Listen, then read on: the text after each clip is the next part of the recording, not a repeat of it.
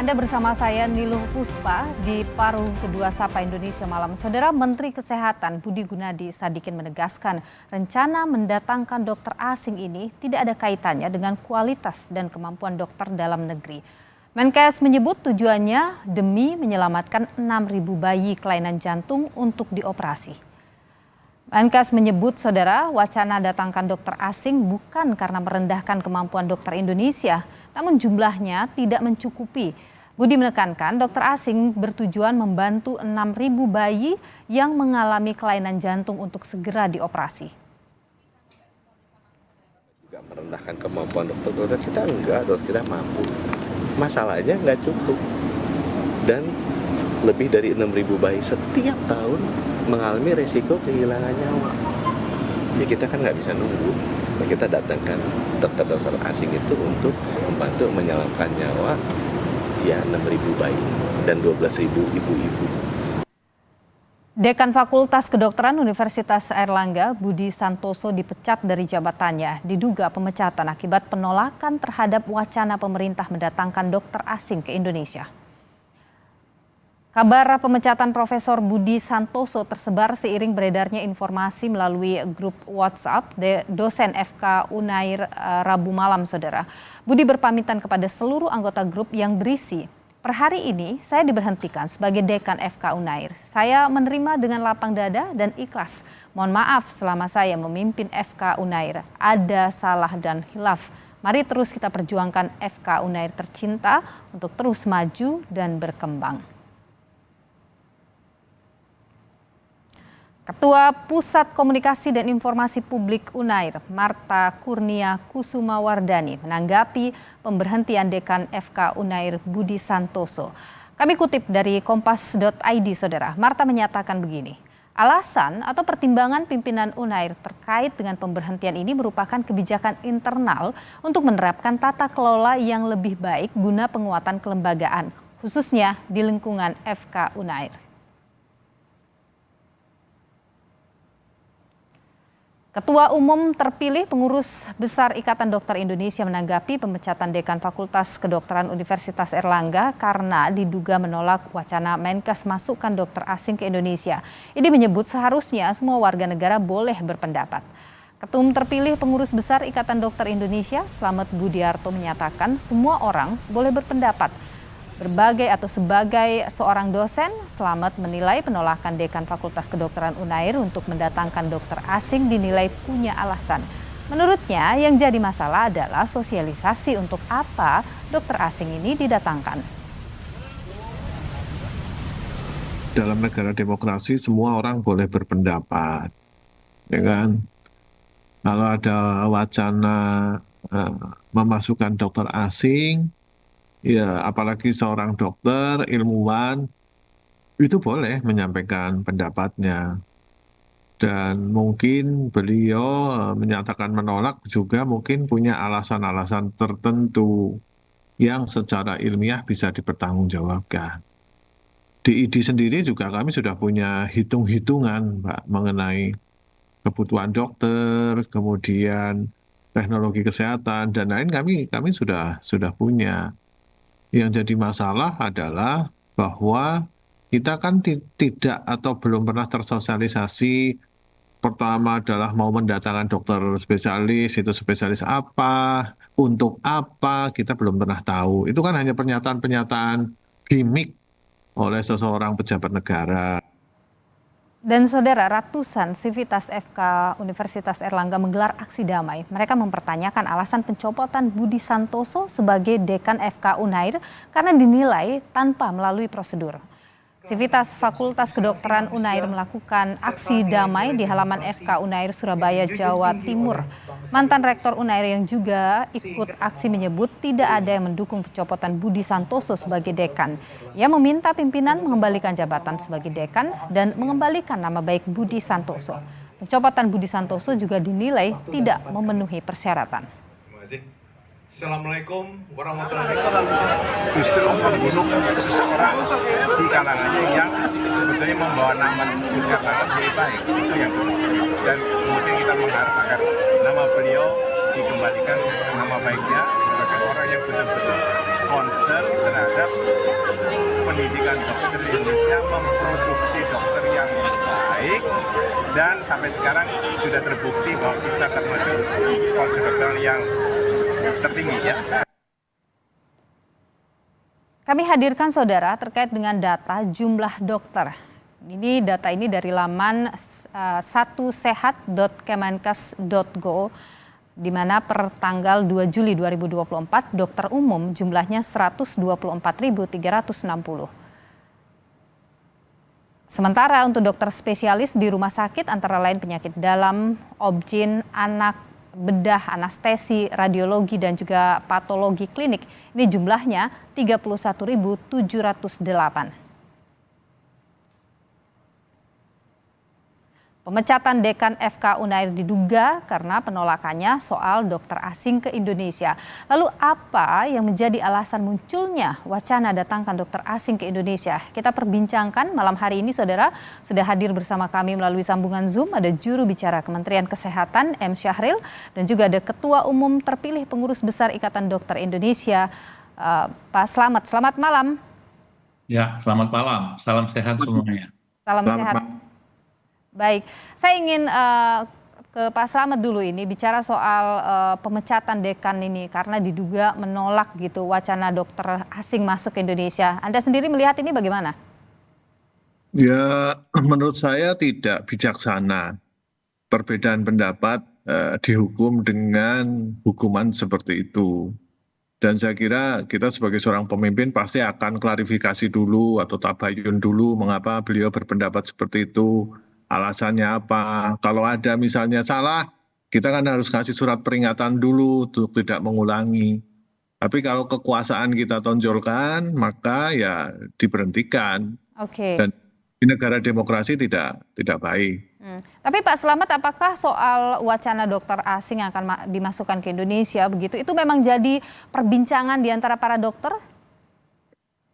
Dokter asing masuk Indonesia sudah berpuluh-puluh tahun, terutama di institusi pendidikan, yaitu dalam rangka transfer knowledge atau alih teknologi, itu sudah dilakukan. Sudah puluhan tahun. Sejak Undang-Undang Praktek Kedokteran 2004 juga sudah ada.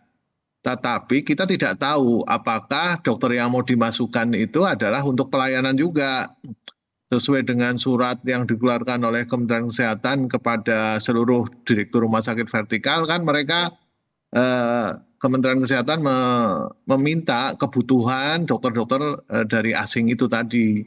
Tapi sekali lagi saya tidak tahu untuk apa gitu loh. Kalau misalnya tenaga ahlinya kurang atau tadi dikatakan atau dokter bedah jantung atau kurang, itu kan bisa dibicarakan dan bisa didistribusikan. Oke. Itu belum dilakukan begitu ya sejauh ini? Ya, itu belum dilakukan. Oke, saya ingin ke Pak Syahril dulu. Pak Syahril, bagaimana Kemenkes kemudian melihat soal dugaan ada dekan dipecat karena menolak dokter asing? Ya, terima kasih. Kami sebetulnya sudah buat press release ya, tadi kita bagikan kaitannya dengan ada dugaan atau dikaitkannya berita pemberhentian ini dengan kebijakan Kemenkes. Kami sudah menyampaikan bahwa pemberhentian Bapak Dekan ini sepenuhnya adalah kewenangan rektor. Tadi sudah disampaikan oleh Kepala Bagian Humas dan Komunikasi Publik. Saya kira kami tidak ingin berpolemik tentang adegan ini gitu ya. Nah, mungkin kita bicara aja kepada substansi mungkin. Oke, kalau begitu pertanyaan saya sambungkan dengan apa yang disampaikan oleh Pak Slamet tadi terkait dengan bahwa selama ini soal rencana masuk dokter asing belum ada kejelasan apa dan bagaimana itu, belum ada sosialisasi yang jelas. Itu bagaimana jawabannya Pak Syahril?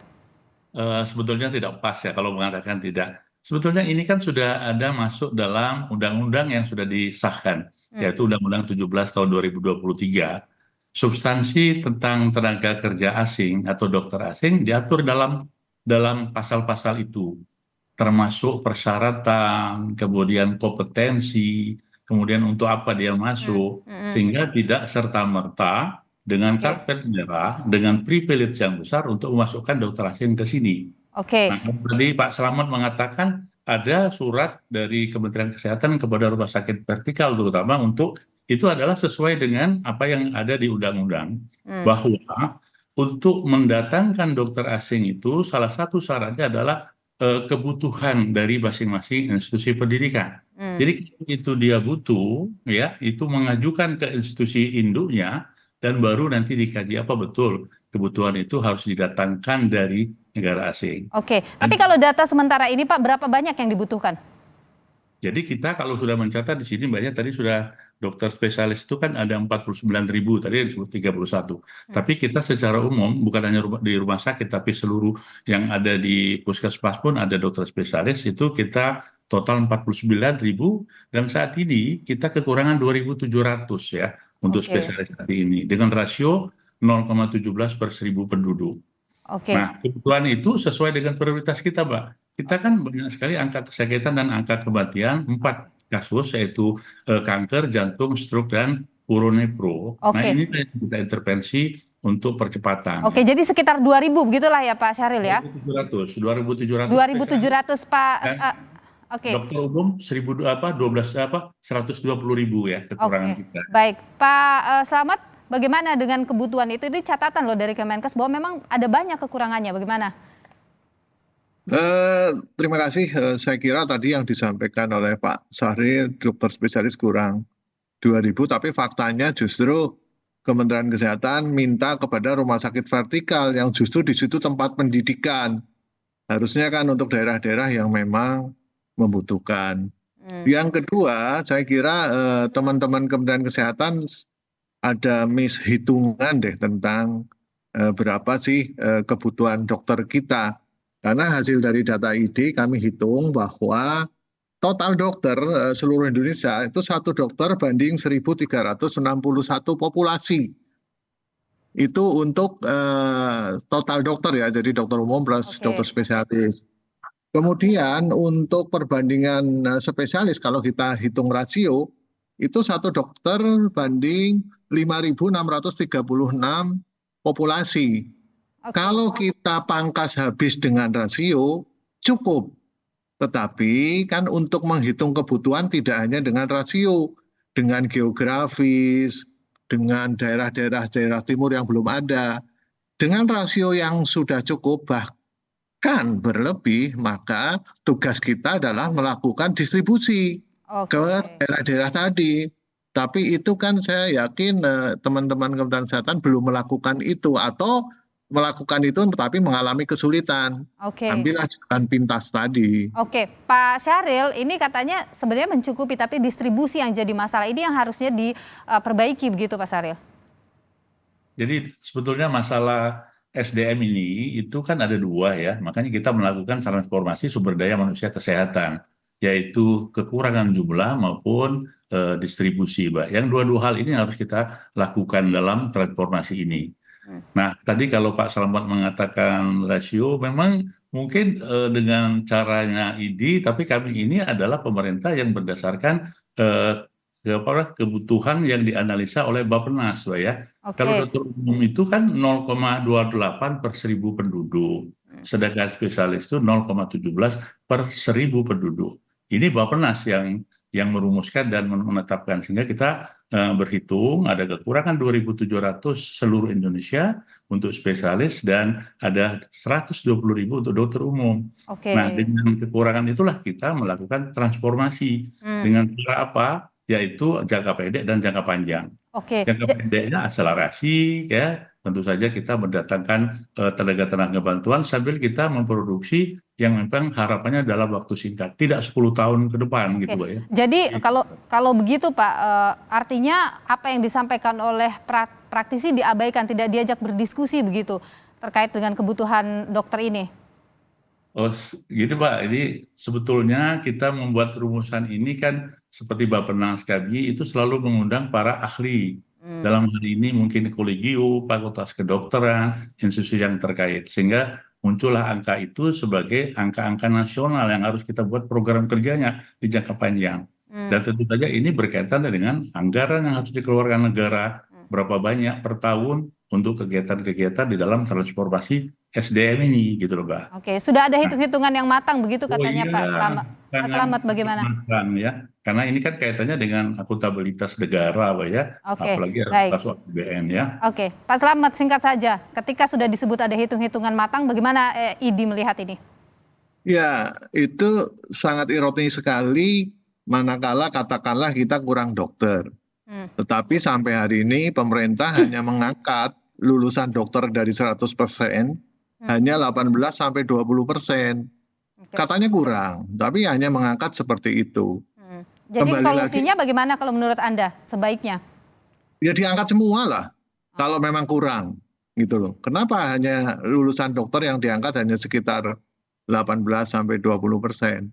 Yang kedua adalah teman-teman Kementerian Kesehatan mungkin tidak melihat dari angka kesakitan. Misalnya satu dokter itu banding 1.000, ya kan? Dari 1.000 populasi itu yang sakit hanya 10%.